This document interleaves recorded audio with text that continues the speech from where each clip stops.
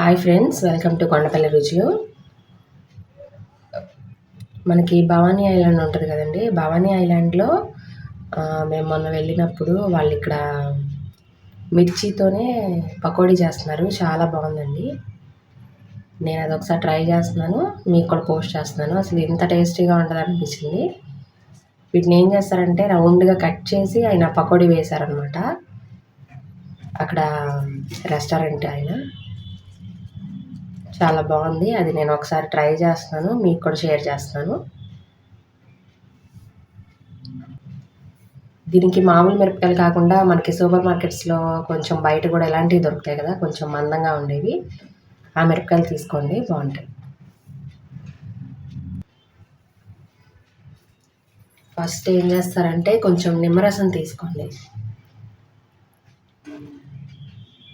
ఇది fresh lemon juice లేకపోతే vinegar అయినా యూజ్ చేసుకోవచ్చు. ఒక 2 టేబుల్ స్పూన్స్ తీసుకోండి. నేను ఇక్కడ 1/2 కేజీ మిరపకాయలతో పకోడీ చేస్తున్నాను.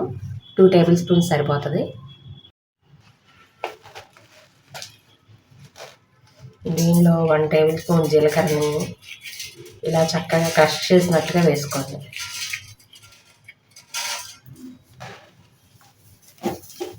అలాగే 1 టేబుల్ స్పూన్ వాము,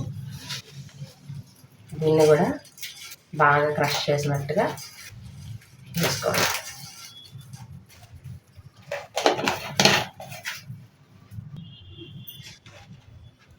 ఇవి పెద్దగా కారం ఉండవండి. ఒకవేళ మీకు కారం ఫీలింగ్ లాగా అనిపిస్తుంది అనుకుంటే వీటిలో గింజలు కూడా చాలా లైట్గా ఉంటాయి.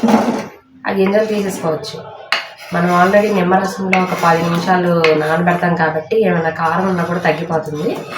చిన్నపిల్లలు కూడా చక్కగా తినేసేస్తారు. మంచి మిర్చి ఫ్లేవర్తో బాగుంటుంది పకోడీ. ఇదేంటంటే మనం నిమ్మరసంలో కాసేపు నానబెడితే టేస్టీగా ఉంటుంది. ఇప్పుడు ఒక స్పూన్ తీసుకోండి. ఒక స్పూన్ తీసుకొని ఈ నిమ్మరసం, వాము, జీలకర్ర ఈ మిర్చికి పట్టేటట్టుగా బాగా కలపండి.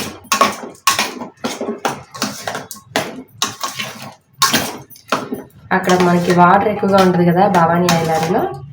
ఆ చల్లదనానికి చక్కగా ఆడుకొని వేడివేడిగా ఈ మిర్చి పకోడీ తింటే చాలా బాగుంది. అలా మనం ఎప్పుడైనా బయట అవుట్ స్టేషన్స్కి వెళ్ళినప్పుడు ఇట్లా ప్రిపేర్ చేసుకొని తింటే బాగుంటుంది. నేను ఫస్ట్ టైం టేస్ట్ చూశాను, చాలా బాగుంది. సో ట్రై చేసేస్తున్నాను అనమాట. మనం రెగ్యులర్గా మిరపకాయ బజ్జీలు తింటాం కానీ బోర్ కొడుతుంది కదా, ఇలా ఒకసారి కొత్తగా ట్రై చేయండి, చాలా బాగుంది. ఇలా ఒక 5 to 10 మినిట్స్ అలా వదిలేసేయండి.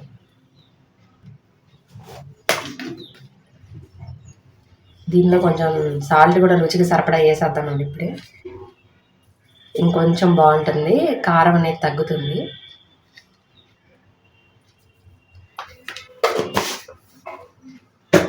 రుచికి సరిపడా మీ టేస్ట్కి తగ్గట్టుగా వేసుకోండి సాల్ట్. చాలా సింపుల్, ఇందులో పెద్దగా ఇంగ్రీడియంట్స్ కూడా ఏం వాడలేదు. చూపిస్తాను. ఈ ఫస్ట్ ప్రాసెస్ అయితే ఇది. ఇలా ఉప్పు, నిమ్మరసము, వాము, జీలకర్ర వేసేసి ఒక 10 మినిట్స్ అనేది నానబెట్టేసేసుకోండి. 10 మినిట్స్ నానినండి. ఇప్పుడు ఇందులో మనం శనగపిండి, బియ్యపిండి వేసుకోవాలి. ఇక్కడ నేను 1/2 కేజీ మిరపకాయలు తీసుకున్నాను. 1/2 కేజీ మిరపకాయలకి 1 కప్పు శనగపిండి, అలాగే 1/4 కప్పు బియ్యపిండి. ఇవి రెండు వేసిన తర్వాత ఒకసారి కలుపుకోవాలి.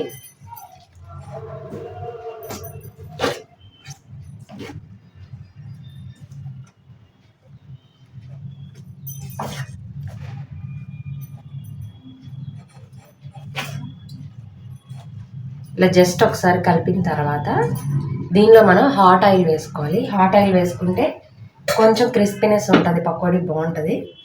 హాట్ ఆయిల్ వేద్దాం. ఇప్పుడు దీనిలో జనరల్గా మనం పకోడీకి కొత్తిమీర, కరివేపాకు, లైట్గా సన్నగా అల్లం ముక్కలు వేస్తాం కదా, అవి వేసేసుకుందాం. ఇలా సన్నగా తురుముకొని వేసుకోవాలి. కొత్తిమీర, కరివేపాకు, అల్లం ముక్కలు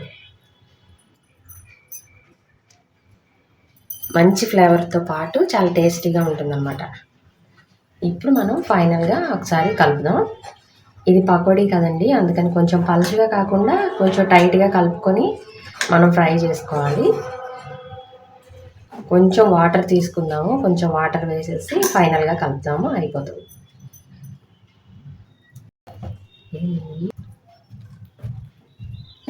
ఇలా కొంచెం వాటర్ తడిపేసుకొని కలుపుకుందామండి. మనం ఎక్కువ వాటర్ వేస్తే మళ్ళీ మిరపకాయలకి కోటింగ్ అనేది అంటుకోదు, అందుకని కొంచెం కొంచెంగా వాటర్ సరిపడినంత కలుపుకుంటూ ఉండండి. మనం ఆనియన్ పకోడీ అవి ఎలా వేస్తాం సేమ్ అంతే. ఇలా కొంచెం వెట్గా ఉంటే సరిపోద్ది అనమాట. దాన్ని కరెక్ట్గా మిక్స్ చేసుకోండి.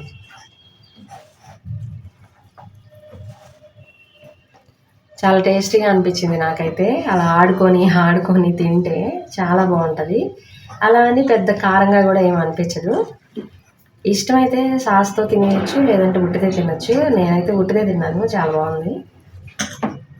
ఇలాంటివి ఏంటంటే కొంచెం ప్రకృతిలో కూర్చొని తింటే బాగుంటాయి అన్నమాట. బాగా నేచర్ని ఎంజాయ్ చేస్తూ తింటే చాలా బాగుంటుంది. టీలు కాఫీలు అలవాటు ఉన్న వాళ్ళు కొంచెం టీని కాఫీని పక్కన పెట్టుకొని కూడా తినచ్చు అనమాట, అంత బాగుంటుంది. వాళ్ళు జస్ట్ ఒక చిన్న ప్లేట్లో పెట్టిస్తున్నారు, సరిపోయట్లేండి. చిన్న ప్లేట్లో పెట్టిస్తున్నారు, 30 రూపీస్. చాలా రీజనబుల్ అసలు. ఎప్పుడైనా ఇలా బయటకు వెళ్ళినప్పుడు ఏంటంటే అలాంటి టేస్ట్లు నేను చూస్తూ ఉంటాను అనమాట. టేస్ట్ని బట్టి దానిలో ఏమేమి ఇంగ్రీడియంట్స్ వేశారు, ఎట్లా చేశారు అనేది ప్రాసెస్ అర్థమైపోయింది. అందుకని ఇలా వెంటనే నేను ఇంట్లో చేసేస్తాను అనమాట. ఇప్పుడు మనం ఆయిల్ బాగా మరగబెట్టేసి ఆయిల్లో దీన్ని ఫ్రై చేసుకుందాం. నూనె కాగిందండి, ఇప్పుడు చిన్నగా వేసేసుకుందాం. కొంచెం కొంచెంగా వేసుకుంటే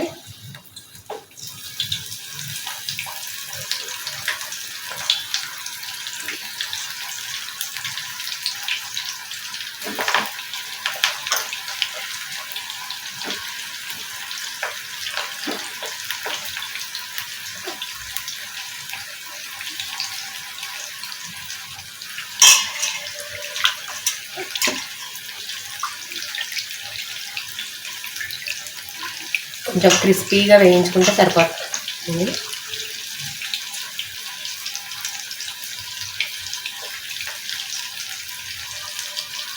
వెంటనే కదపకుండా కొంచెం ఫ్రై అయిన తర్వాత కలిపితే సరిపోతుంది. మంట మీడియం ఫ్లేమ్లో పెట్టుకొని చక్కగా ఫ్రై చేసుకోండి.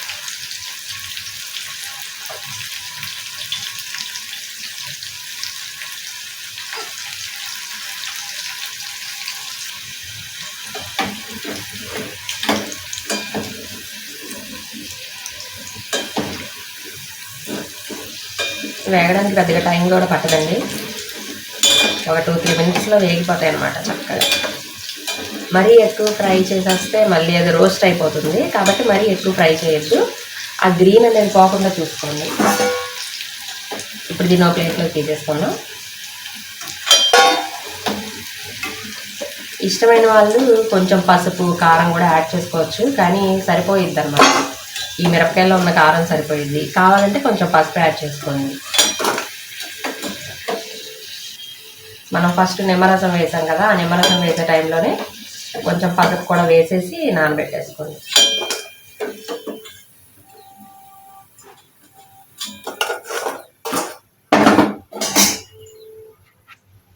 ఎప్పట్లో మిరపకాయ బజ్జీలు కాకుండా ఇలా ట్రై చేయండి, నిజంగా చాలా బాగుంటుంది అన్నమాట. ఈవినింగ్ టైంలో స్నాక్ లాగా చాలా బాగుంటుంది.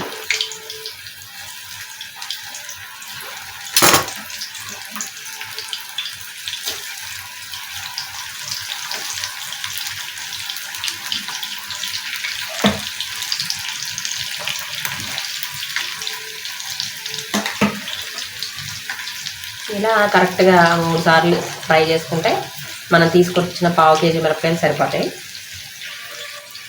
3 టైమ్స్ ఫ్రై చేసేసుకుంటే సరిపోతుంది. గ్రీన్ కలర్ అనేది పోకూడదండి. గ్రీన్ కలర్ పోకుండా కొంచెం ఇలా ఫ్రై అయితే చాలు, సరిపోయింది అనమాట. బజ్జీయే కదా ఇది.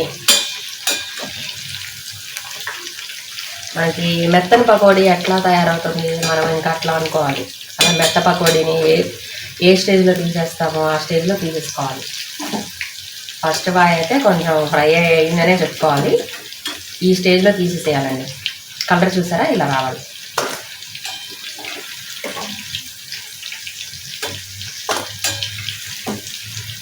అసలు కారం అనిపించదు. అంటే మనం వాడిన మిరపకాయలు కొంచెం హైబ్రిడ్ అవి కదా, ఆ మిరపకాయ అంత కారం అనిపించదు.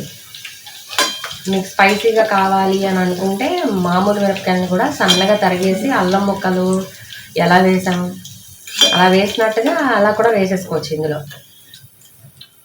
అంటే కొంచెం స్పైసీనెస్ కావాలి అనుకుంటే.